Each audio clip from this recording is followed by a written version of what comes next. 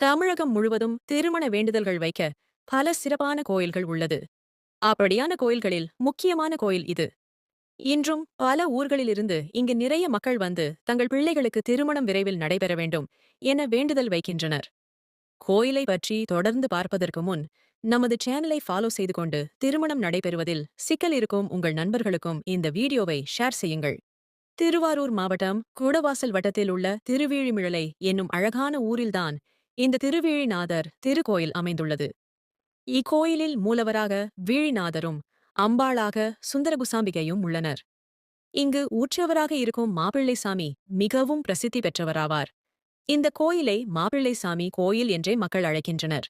சங்க காலத்திலிருந்தே மிகவும் புகழ்பெற்ற இந்த கோயிலானது தேவாரம் பாடல் பெற்ற கோயில்களில் ஒன்றாக மட்டுமல்லாமல் திருவிசைப்பா, திருப்பல்லாண்டு ஆகிய பாடல் பெற்ற கோயில்களிலும் ஒன்றாக உள்ளது.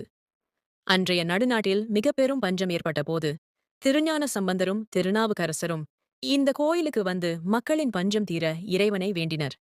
அப்போது இறைவன் நாள்தோறும் 2 பொற்காசுகள் தருவதாகவும் அதை கொண்டு அடியார்களுக்கும் பொதுமக்களுக்கும் உணவு அளிக்குமாறு அருளினார். அவர்களுக்கு பொற்காசு வழங்கிய பீடங்கள் இன்றும் இந்த கோயிலில் உள்ளது. திருமண தோஷங்கள், திருமண தடைகள் நீங்கவும் இங்கு பரிகாரங்கள் செய்யப்படுகிறது. அனைவரும் நிச்சயம் வந்து வழிபட வேண்டிய அற்புதமான கோயில் இதுவாகும்.